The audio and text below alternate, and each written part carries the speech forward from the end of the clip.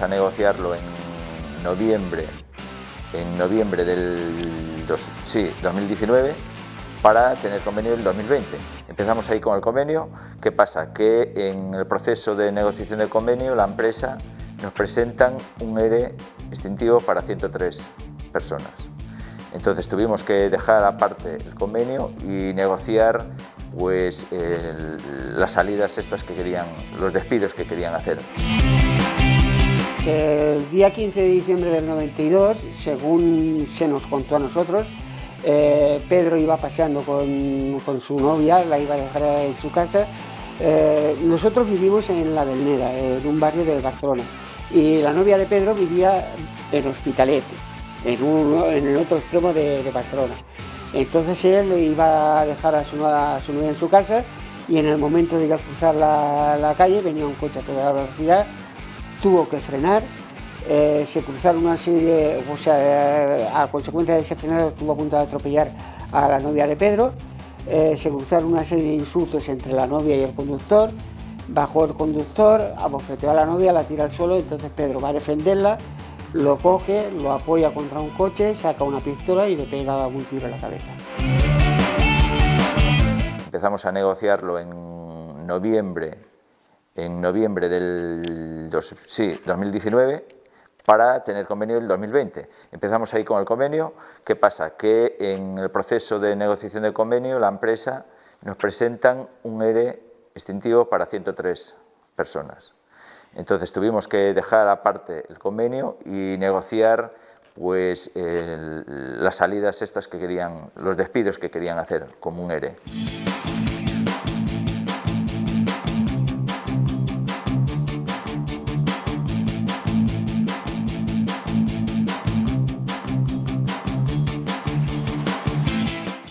Fue un ERE para 103 en el que estuvimos negociando y tuvimos que plantar una huelga indefinida si no quitaban los 103 despidos de la mesa. La dirección entonces quitó los despidos a cambio, que no despedía a nadie, a cambio de que quitáramos la convocatoria de huelga, y aún así pidió de que esto había que seguir avanzando y solicitó otra vez negociar el ERE a través de salidas incentivadas, pero que pedía que aceptáramos que estuviera mediación. Se negoció y llevó mucho tiempo porque no llegábamos a acuerdos, porque creíamos que para que se pudieran marchar no presenta dossier y presenta que ahora van a ser 60 despidos. Necesita 60 personas que se acojan a un plan que tratamos de negociar, que no sean despidos y que sean salidas incentivadas. 52 de mano de obra directa, de producción y 8 técnicos. Entonces tratamos de elaborar un plan de salidas incentivadas que sea atractivo para que se acoja la gente, se marche en mejores condiciones y no haya que despedir a nadie, que eso fue lo que siempre pusimos encima de la mesa. Hay que llegar a acuerdos, pero aquí no vamos a permitir que se despida a nadie. A lo largo de los meses y tal, se acordó en octubre, por ahí, se acordó un plan de salidas incentivadas, voluntarias, que era lo importante, sin que no despidieran a nadie, sino que voluntariamente el que se quisiera ir podría acogerse a estas salidas. Después de eso ya se retomó otra vez la negociación del convenio, pero tuvimos un mes de negociación y ya la empresa quiso que mediación entrara para intentar llegar a un acuerdo rápido por culpa de unos proyectos que tenemos ahí que estaban pendientes de asignar a una planta y si no alcanzaban los objetivos que ellos decían, los recortes que ellos querían, amenazaban con enviarla a Viana, que tenemos otra fábrica allí. Entonces, nada, se empezó a negociar con el AGA y se rompió un poco la negociación cuando pusieron una fecha límite y dijeron tenemos hasta el 11 de diciembre y de aquí ya no se va a negociar más. Antes de presentar la huelga indefinida, lo que hacemos en nuestro caso, en nuestra empresa, ¿no?, en donde trabajo, primero hacer asambleas, informar muy bien al trabajador de lo que está ocurriendo en ese momento y después ya darse el paso de hacer una huelga. Nosotros la hacemos como sindicatos, cogemos y, bueno, aquí solo nos queda presentar una huelga y después informar de por qué haces una huelga indefinida. cuáles son los motivos y que todo el mundo entienda que esa huelga indefinida es por algo muy grave. Y aparte de eso, pues movimientos de carteles por las calles, hacemos varios movimientos, lo que se dice, para que salga fuera del contorno de la empresa el conflicto. Porque nosotros lo que queremos cuando tenemos un conflicto es sacarlo de allí, porque si solo es allí no hacemos nada. El engaño que la dirección nos da es de que BorgWarner, para ser más competitivos y que entren nuevos proyectos aquí en Vigo, tenemos que tener las condiciones de salario que tenemos más bajas para poder competir con otras fábricas que tiene el grupo, porque aunque Vigo es el centro tecnológico donde salen los proyectos, tenemos I+D, Porto do Molle. Después el grupo, aunque el proyecto se gane para Vigo, el grupo de BorgWarner lo deriva donde ellos quieran, a donde más le interese. Ellos siguen diciendo que Vigo tenemos los costes muy altos en mano de obra, entonces que los tenemos que abaratar. Y la amenaza que siempre nos pone encima de la mesa, convenio tras convenio, este año fue el que más, pero ya lo vivimos hace 4 años, es de que si no entramos por el aro, Portugal está allá al lado. Hay una fábrica en Portugal, en Viana do Castelo, que ahora mismo la van a ampliar 7.500 metros cuadrados, porque ya tienen proyectos ganados que van a entrar para allí, no sé si en el 21 o en el 22, y el problema viene por ahí. Las amenazas son siempre esas, pero nosotros tenemos mercado, tenemos proyectos que pueden entrar aquí en Vigo, sean diésel, gasolina, híbridos, y lo que demostramos al grupo año tras año es de que, aun cobrando lo que cobramos, somos más competitivos con cualquiera de otras fábricas que ganan menos. Ahora mismo nosotros somos una empresa que tenemos unas condiciones muy buenas. Dentro de aquí, del área de Vigo, seguramente seamos la empresa top en automoción, tema de salarios y condiciones. Y la empresa quería recortarnos todos esos logros conseguidos en otros años. Lo principal que querían meter ellos era el operario de primera entrada, que supondría que el operario que entrara nuevo, pues un recorte de 3.000 y pico euros al año, y poner una doble escala salarial ahí dentro de la empresa, que sería bastante perjudicial. Estuvimos ahí negociando con el AGA y la dirección sin sacar nada, porque cada vez que nos sentábamos a negociar, la dirección traía algo nuevo y peor, siempre peor, y después de las presiones en taller, que nosotros jugamos mucho con el tema del apoyo de nuestros compañeros pero en taller, que son los que realmente sacan el trabajo, ¿no?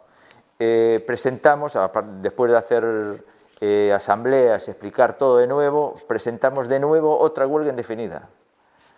Se presenta esa huelga indefinida, la mesa negociadora que por parte de la dirección y del AGA, el AGA se echa fuera a obtener una huelga indefinida, se presenta a la dirección, el jueves de la semana pasada en sí, la dirección llega sola sin el AGA, no avanza, al contrario, retrocede todo para atrás. Hicimos una convocatoria delante de donde estábamos negociando, en el Hotel Colla, aquí en Vigo, y el viernes se pide el AGA otra vez, la mediación, y el viernes pues a las 11 de la noche llegamos a un acuerdo con el convenio. Destacaría que se consiguió en el convenio que era muy importante, que entren proyectos nuevos, garantizándolo en el artículo 8 de nuestro convenio, donde la empresa tiene que garantizar que durante la vigencia del convenio, y así lo garantiza, no se va a despedir a ningún trabajador fijo. Aparte, tienen que entrar nuevos proyectos, como es el BMW, que ya lo tenemos ganado y que teóricamente en junio de este año que viene tendría que empezar a fabricarse, más el RH12 y otros. Hemos acordado en el preacuerdo que presentamos ayer en las asambleas una subida salarial, no permitir operarios con una categoría inferior a la que realmente tenemos en BorgWarner, la subida de horas al año se quedaría igual. Este año se ha vuelto a demostrar que, bueno, que tal como pintaba el año, un año muy difícil, hemos mantenido la unidad. Somos seis secciones, la hemos mantenido la unidad a las 6 hasta prácticamente el final. Al final, bueno, el sindicato de técnicos se desmarcó cuando quisimos hacer las movilizaciones y las protestas, estas que han ocurrido esta última semana antes de la firma del preacuerdo. Ellos se han desmarcado, pero las otras 5 secciones nos hemos mantenido unidas, y el conjunto de los trabajadores también ha estado unido, apoyando, y bueno, yo creo que lo más importante para conseguir algo es el estar unidos.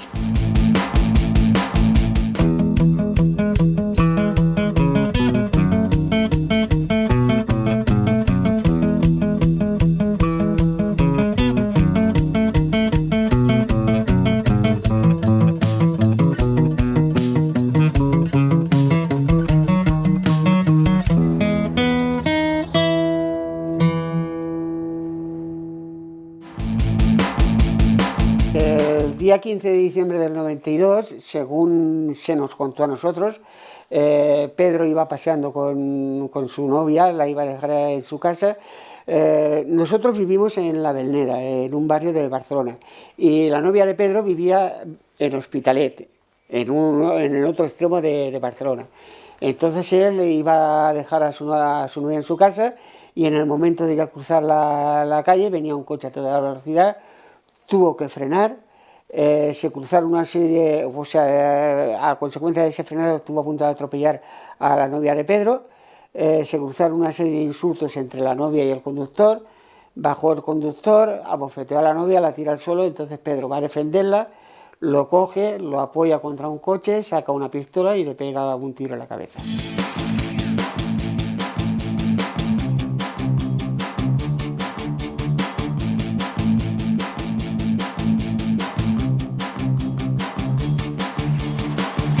A consecuencia de eso, pues fuimos indagando, fuimos sabiendo, y que el presunto asesino de Pedro era un policía nacional, con unas iniciales, y que era la única persona que había sido imputada. Las investigaciones las hizo el mismo comisario, no avisaron a la Brigada de Homicidios de Barcelona, las hizo la propia policía de Hospitalet, con lo que eso conllevaba. Ni acordonaron la zona, no hicieron nada en condiciones. Según nuestro abogado y según todo, las condiciones en que se hizo fue acérrima, ni acordonaron la zona donde sucedió el asesinato, nada en absoluto. O sea que fue paupérrimo la actuación policial que hubo en aquel momento. Entonces, como consecuencia de eso, a los 2 días se detuvo a una persona que resultó ser el individuo en cuestión. El mismo día del asesinato de Pedro, me presento yo por la mañana en comisaría de Hospitalet para que me den alguna información, y cuando me explican lo que había pasado, yo enseguida alegué que eso había sido una persona especializada en armas, o sea, por las características en que se había cometido y todo, que había sido un miembro de la Fuerza de Seguridad del Estado. Porque un delincuente, yo aducía, un delincuente en una discusión saca una pistola y dispara donde salga. No tiene la sangre fría de coger a una persona, apoyarla en un coche y apuntarle a la cabeza y a bocajarro disparar un tiro en la cabeza. Eso tiene que ser un profesional de las armas, una persona que está acostumbrada a manejarlas. Ese mismo día por la noche, habían unos chicos en un bar tomando unas copas y vieron el modelo del coche que eran, un Opel Vectra, vieron los números de la matrícula, que la novia también los vio, los 2 números de la matrícula del vehículo y las características físicas del individuo en cuestión. Por eso, sucesivamente, el día del entierro de Pedro, van al cementerio sin respetar el sepelio que se estaba haciendo por Pedro, y se llevan a la novia a jefatura de Villa Laietana en Barcelona para que hiciera la rueda de reconocimiento. Eso eran sobre las 11 y media de la mañana, y la rueda de reconocimiento, estando la novia en jefatura, no se hizo hasta la 1:30, a las 2 de la madrugada. O sea, la tuvieron alrededor de 14 horas en jefatura, una persona joven, con los nervios que eso incluye, con todo lo que conlleva, el mismo día del entierro de Pedro. No obstante, ella cuando entra en la red, lo primero que hace es marcar al individuo en cuestión. Es lo que eso no lo puede negar nadie porque eso consta en el sumario. Lo primero que hace es marcar al individuo en cuestión. Lo detienen a él porque era una persona que se movía por esos ámbitos de noche y todos los aspectos. Además, dio la casualidad que era una persona que venía caliente porque se acababa de discutir con un agente de seguridad en la residencia de Belviche, y el primero que pilló en su camino pagó el pato, suponiendo que las cosas sean como nosotros tenemos conocimiento. Cosa que cada vez con el paso del tiempo empezamos a dudar de que fueran así, por el interés de Fiscalía y Judicatura en que ese caso no se investigue. Empezamos a dudar mucho de que eso fuera así, porque yo creo conscientemente de que tanto Fiscalía, sobre todo Fiscalía, teme que se descubra algo mucho más gordo detrás del asesinato de Pedro, puesto que desde un principio ha sido la parte más interesada en que el caso de Pedro no se investigara jamás. Entonces, yo siempre me hago la misma pregunta: ¿qué temen que se descubra detrás del asesinato de Pedro? Porque en aquellos tiempos había bastante mafia por todos los sitios. Entonces este periplo empezó en que yo di una información al jefe de la Brigada de Investigación Criminal de Barcelona, a un tal Lacasta, para que investigara sobre la posible persona que acompañaba al individuo en cuestión en el coche en la noche de autos. Este señor me llamó a los 3 meses, yo me parece que le di la información en el mes de abril del año 93, y me parece que me llamó en septiembre del mismo año, o sea, a los 3 o 4 meses, diciendo que no podía seguir la investigación porque lo habían ascendido. Yo para mí, con todo, por mucho que él me dijera que era un ascenso, yo para mí era una degradación en toda regla. Puesto, yo te explico por qué considero ese tema. Porque a él lo pasaron de ser jefe de la Brigada de Investigación Criminal, que bajo mi opinión, siendo un policía, es casi a lo mayor que puede aspirar, porque es un trabajo de investigación, no es un trabajo monótono, no es un trabajo, pues lo pasaron a ser jefe de los coches patrullas de Barcelona. O sea, para mí es una degradación en toda regla, de estar ahí en un sitio sentado, ver los coches que salen, distribuirlos, no distribuirlos. Y por lo tanto a esta persona la apartaron de la investigación. Entonces nosotros empezamos otro periplo, el periplo de que no queríamos que fuera la Policía Nacional la que siguiera investigando el caso, queríamos que se involucrara la Guardia Civil. Yo tenía conocimientos de que había un teniente de la Guardia Civil en Martorell que era muy bueno como investigador y como todo. Entonces fui a verlo a Martorell y le dije que si podía hacerse cargo, y él me dijo que no, que si no tenía una orden judicial, que ellos no podían encargarse de una investigación que estaba llevando otro cuerpo, a no ser que exclusivamente se lo mandara la juez. En el año 95, la señora María José Magalí Paternostro, la jueza que llevaba el caso del juzgado número 5 de Hospitalet, da el caso por cerrado, lo archiva el caso. Ella es ascendida al juzgado penal de Barcelona, de Hospitalet, que ella tenía admisión por eso. Pero no conforme con eso, yo siempre me he hecho una pregunta y nadie me la ha contestado. ¿Qué proceso se sigue para que un juez siga escalando puestos? Si es automático, si se necesita un periodo, como en casi todos los trabajos se necesita un periodo de tiempo para ir escalando sitios.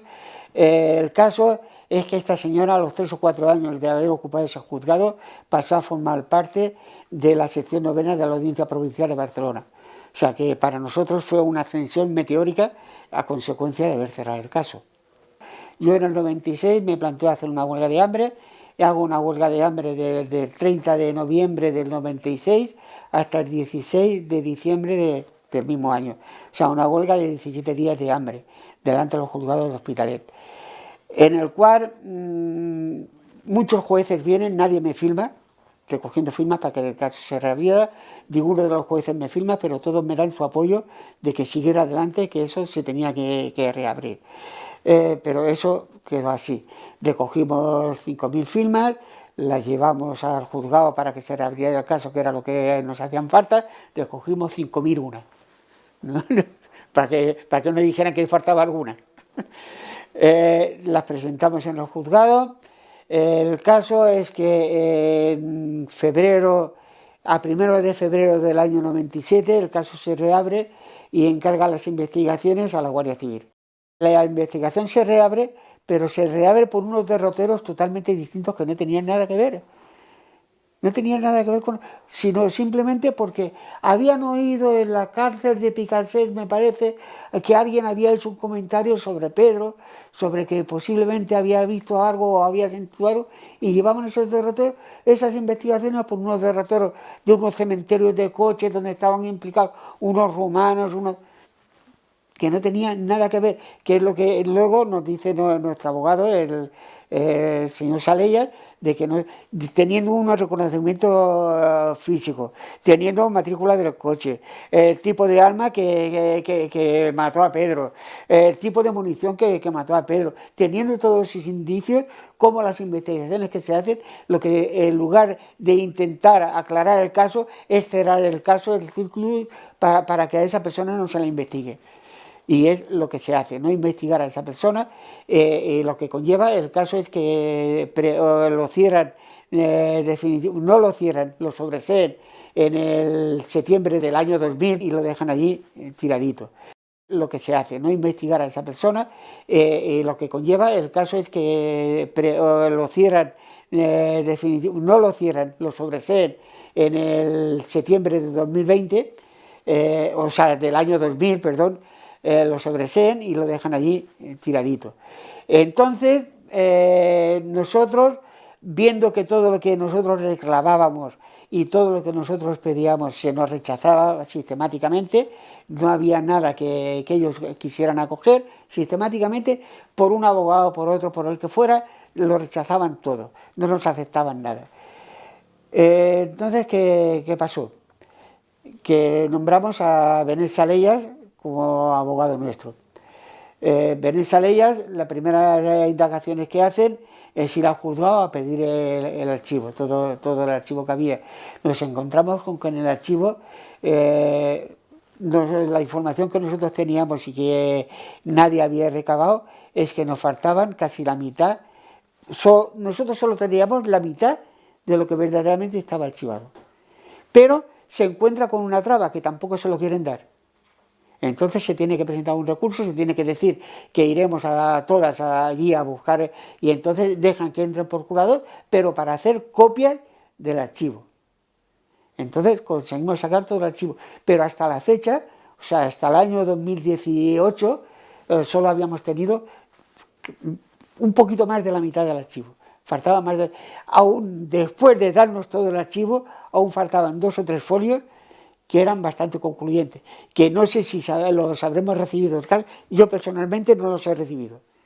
Supongo que se habrán recibido porque se han reclamado, porque eran 3 folios que concordaban con unas declaraciones que habían posteriormente. Se presentó un recurso, el recurso en la audiencia provincial, que por eso he hecho referencia al cierre en el año 95, resulta que la audiencia toma como clausura del caso el año 2015, puesto que el caso, la investigación, no es que no se haya hecho, sino que no se ha hecho sobre la misma persona. Digo, pero oye, pero a mí no me explicáis nada, a mí no me habéis dicho absolutamente nada. Aquí la investigación se ha reanudado del caso y la investigación sigue abierta. Además, habéis destruido pruebas que eran fehacientes, habéis destruido el coche donde la bala impactó, lo habéis hecho del WhatsApp, lo habéis destruido para que no se pudiera volver a investigar. Entonces nuestra petición ahora es que sean los mozos de escuadra los que hagan la investigación, porque tenemos conocimiento de que hay mozos de escuadra muy fehacientes en las investigaciones que se están haciendo y están resolviendo casos muy antiguos. Y nosotros ya hemos hablado con algunos de los jefes de los mozos de escuadra, concretamente con el señor Bayarri y con otro que no me acuerdo cómo se llama, que sucedió al señor Bayarri, y este señor nos dijo que, hombre, que sin una orden judicial ellos no podían hacer nada. Le digo, oye, mira, a mí verdaderamente es que no vengáis con esa clase de rollos, porque yo sé que vosotros hacéis investigaciones por vuestra cuenta y cuando las tenéis se las presentáis al juez.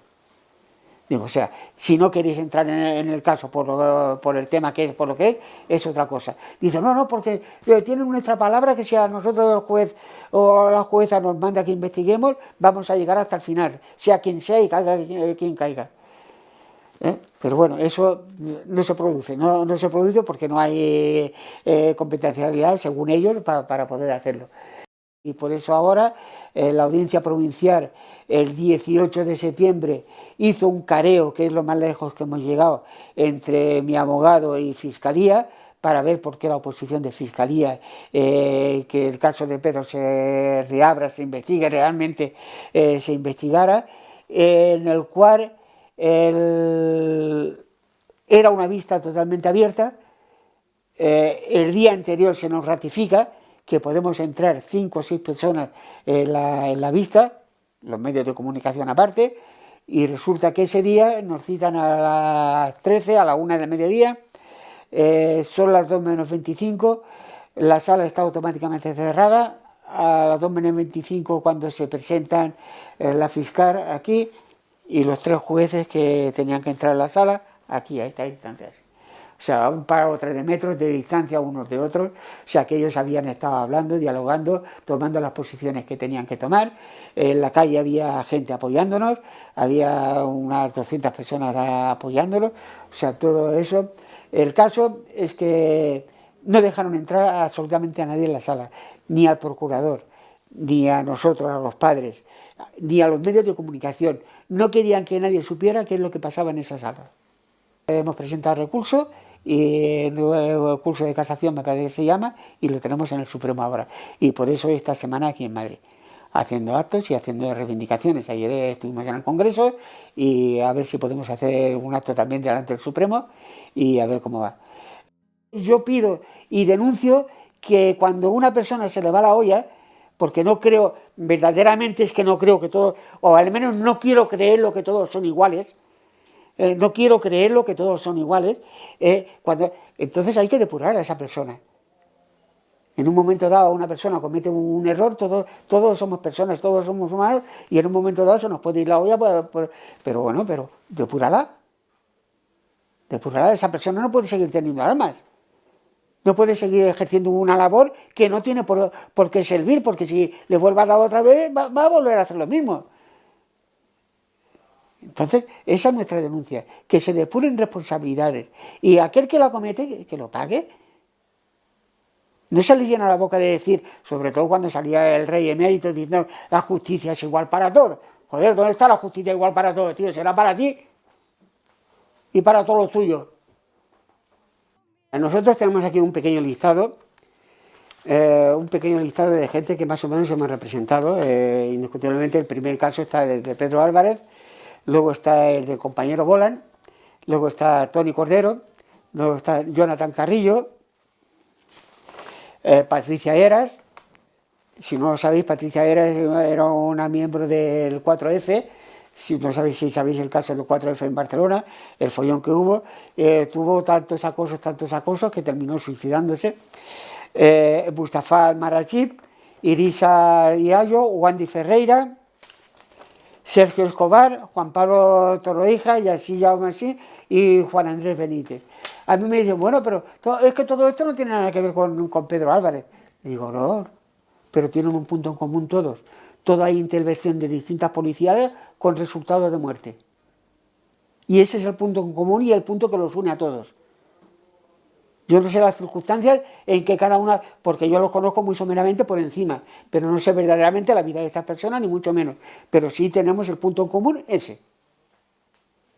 Y entonces la gente se calla. Todo lo que estamos haciendo estos días está teniendo eco en las redes sociales en cantidad de medios de comunicación alternos, pero ni en el mundo, ni en el país, o sea, en ningún periódico de tirada nacional grande. Parece que La Vanguardia ha escrito algo, no lo sé porque no me ha llegado aún, pero parece que ha escrito algo. Pero ningún medio grande se ha hecho eco de nada, no les interesa sacar el tema. Las amenazas, pues en un principio llamaban a cualquier día de la noche con con lo que llevaba para nosotros. Llamadas intempestivas, pero nadie decía nada, solamente jadeaban fuerte. Esto se tradujo en que yo fuera a Telefónica a pedir a ver las grabaciones esas de dónde venían y qué teléfonos era, y me dijeron que eso no lo podían hacer. No podían porque no habían registro. Igual que las llamadas que Pedro recibió antes de que lo asesinaran. También pedí información, también me dijeron que no, porque no se guardaban los archivos, no se guardaban en las grabaciones. Totalmente mentira, porque eso se ha guardado siempre. Pero bueno, el caso es ahí. Entonces fui a la policía a denunciar. Digo, oye, me está pasando. Dice, pues coge y cambie de teléfono. Digo, ¿y para qué quiero cambiar de teléfono si sois vosotros los que estáis llamando? Si vengo a decirlo para eso, para que sepáis que sé que sois vosotros los que estáis llamando. Entonces digo, mira, a partir de ahora me voy a poner un contestador automático. Fue poner el contestador automático, dejaron de llamar por una temporada. Era un contestador particular. Entonces, al cabo del tiempo, volvieron a reanudar. Entonces fui al juzgado y tuvieron el teléfono pinchado un par de años. Pinchado de mucho antes, pero por orden judicial, un par de años. Entonces, automáticamente se dejaron de llamar por teléfono. Yo personalmente no tengo gran fe en el Tribunal Supremo y todos creemos y coincidimos en que el Tribunal Supremo dejará pasar los 2 o 3 meses que quedan, como mucho, para que no decir nada y que el caso prescriba. Pero bueno, tendremos que apurar las líneas aquí, tendremos que ir al Constitucional, a ver qué dice, y cuando agotemos la línea de aquí, entonces recurriré a Europa. Sabemos que Europa, los dictámenes que coge Europa contra España se los pasan por el forro, porque se los pasan verdaderamente por el forro, pero bueno, estamos en el país que estamos y si la inmensa mayoría lo toleramos y lo seguimos soportando el sistema, pues ya está, es lo que tenemos. Yo no sé si verdaderamente conseguiré coger al asesino de Pedro, pero lo que sí nos vamos a llevar por delante es la hegemonía que hemos sembrado y el ejemplo de lucha que hemos sembrado, que esto sirve para que muchas personas se hayan atrevido a denunciar cuando han sufrido abusos policiales y para que hayan servido para salir a la calle a luchar y a pelear. Y yo pido que ese ánimo no decaiga nunca, no decaiga y que sigamos denunciando los abusos autoritarios del poder, porque eso es lo que nos puede dar alguna fuerza y que eso al final se termine por cortar. Será muy difícil, pero bueno, mucho más difícil será si no denunciamos.